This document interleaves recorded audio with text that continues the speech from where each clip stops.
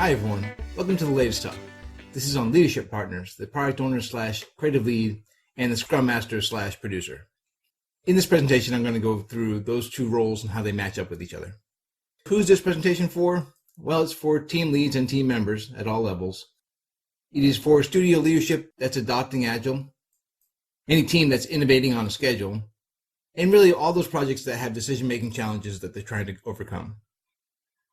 Quick word about myself. Again, I've been in video games since 2000 and a producer since 2007. I became a Scrum Master in 2008, and I am now a Senior Scrum Master / Agile Coach, and I've been a cartoonist since forever.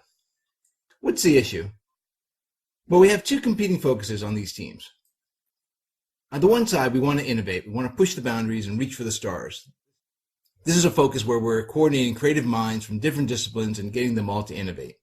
So we're stretching the boundaries of what exists already to create something new that serves the needs of some end user. That focus, of course, is running in parallel to this one, which is to ship it, stay on schedule and on budget. This is to live within the boundaries of reality, utilizing the existing available resources, whether that be time or staff or equipment, in the most efficient way possible, and ultimately to get the product to the end user. And we call this a necessary, helpful tension between the push to be creative and to innovate and to ship it on time. We oftentimes say being creative is great, but you've got to get it into the hand of an end user for it to actually be innovation. There are teams that try to put this lead position into a single person, and that splits that person down the middle. If the person is creatively minded, what you'll end up with is a lot of iteration and scope creep, and you'll consistently be pushing out the schedule. And if it's only on the schedule driver, that means innovation takes a backseat, and a mediocre product is really all it's ever produced. So here's a solution that I've seen work great on a lot of teams, and this is really the way that Scrum is set up. So we split the roles. On the one side, you have a product owner, or on gaming teams, we call this a creative lead, and the other focus is handled by a Scrum Master or a game producer. Let's talk about the product owner or creative lead. What are they about? They hold the vision of the end product. They're the ones with the understanding of how this is going to be fun and what it's going to feel like when it's finally being used. So they represent that end user. To the team, they're the ones saying, this is what, as an end user, I would want in this game. This product owner, this creative lead, is a coordinator of all the creative teams. So we have an art director and a design director and an engineering director all reporting up to this creative lead. And they allow for the influences of reality, but they don't spend their time focused on these boundaries of reality. The creative lead is really akin to someone who's cooking up a new recipe, right? They've got all the different ingredients and they want to mix them all together. Their responsibilities include things like writing the stories for the sprints. The creative lead, the product owner, will groom the backlog. They set the priorities after talking with all of their teams. It's really not a dictator role, it's more of a negotiator. They negotiate with all these different disciplines to find out what makes sense to go in what order all the time, keeping in mind what the end experience ought to be when the game is finally finished. Where a product owner can come from really depends on the personalities. This could be an engineer, could be a designer, could be an artist. That part is really not as important. The important piece to keep in mind is, do keep your product owner out of the critical path of production. They can have tasks to do, but you don't want their task to be the main chain or any piece that people are relying on. Their time is going to be subsumed by grooming the backlog and working on the priorities. This question always comes up, can that be the client? Well, there's some problems with that. The client, yes, they know the goals of the project. And in the world of gaming, this might be an external producer from a publisher. So they've got oftentimes quite a bit of knowledge of the industry. But for other client-led projects or client-paid projects, for-hire projects, it's oftentimes they understand the goals of the project, but they don't really know, they're not very knowledgeable about the process of making games and what it takes to make fun, which is really what we're in the business of doing. They also have a limited availability to the team in a direct way. They may be able to check in once a week, once every 2 weeks, but they're not there on a daily basis for the team, which is very important as the team is progressing. The best advice then is to create a good window into the progress for that client, but not make the client the product owner. Have a product owner who's closer to the team on a daily basis, who's able to do the negotiation that needs to happen during the game development cycle. Okay, so the other side of things is the Scrum Master or the producer. This is the person who knows the constraints of the project. They understand the schedule, the staffing, those kinds of things. They do the job of representing reality for the team. To relate to the team, this is all the work ahead of us. this is the speed in which we're currently working. This is the resources we have coming up. These are team members who are coming on or maybe leaving the project. Here's our next milestone deliveries. This is what the contract says. Those kinds of things are all in the mind of the Scrum Master or the producer. One of their roles, one of their very important roles, is to coordinate and improve the process of the team, how the team is doing the things that they're doing.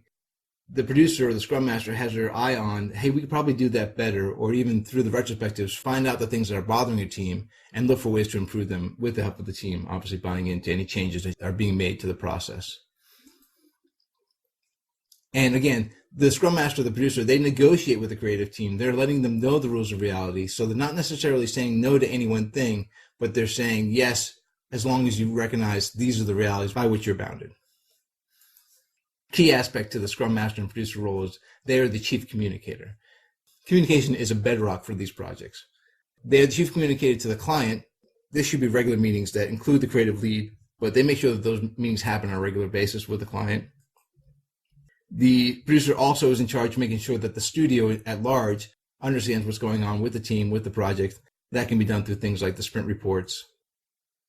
They make sure that within the team that the communication is happening. And again, they can do this with things like the scrum boards and the burn down. So they're, again, broadcasting this to the team. This is the speed in which we're working. This is the work that's laid out ahead of us.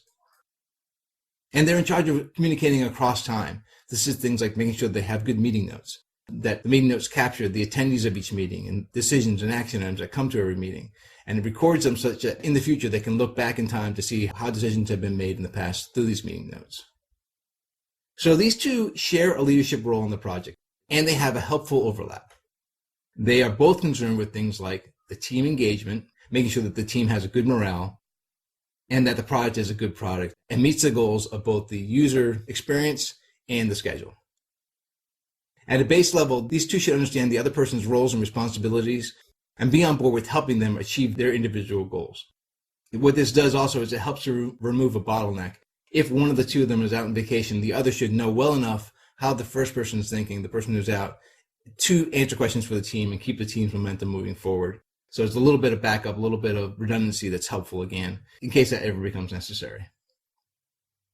So how should teams get started? What are the first steps? Well, the first step, obviously, is to assign the role, to call out this person is going to be the Scrum Master, this one's going to be the product owner or the creative lead, and make sure that the team is aware who is holding what role and what does that mean, what are the definitions of each of those roles.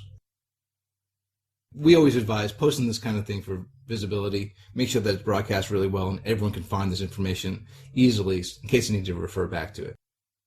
This kind of presentation always needs this little section like, what is the studio leadership responsibilities? Because there are studios out there that want to adopt this format but doesn't want to understand why it's a good format and then advocate for it from a leadership level, which is really very, very important for the teams to also buy into the system. From a studio leadership standpoint, they need to understand the system so that they can advocate for it when questions come up. They understand those questions and can answer them. The studio leadership needs to respect the role of the product owner and the producer. That means not jumping in and trying to override the decision unless it really makes sense. And when they're doing this, in a very measured way. Studio leadership needs to foster good pairings. When they find a good product owner and Scrum Master who get along really well and click, try to keep that pairing together and foster their relationship. And at the same time, when partners are paired together and it does seem like there are challenges, leadership should be on point for correcting those teams when possible. And when not possible, put different people in those roles such that the team can rely on a good pairing between their creative lead and their producer. Lastly, it always comes to this, who makes the final call? This question always gets raised. And the answer to that question really is, it depends. It depends on the question. It depends on the personalities involved, the circumstances that bore that question out. Really, it never is the same person all the time who has a final call on questions. It's much like a good marriage. You want to be able to work with each other such that you can make good calls and respect each other's roles and responsibilities and ultimately balance each other out. So that is a quick overview of the partnership between the product owner and the Scrum Master or the creative lead and the producer on gaming projects. If you have any questions, please feel free to reach out to me. My email is right there, outlawArtisans@gmail.com. If you put in the subject line, this is about the leadership partners, that would help me sort through my emails a little bit better. I appreciate you checking into the video, and I'll talk to you again soon. Cheers.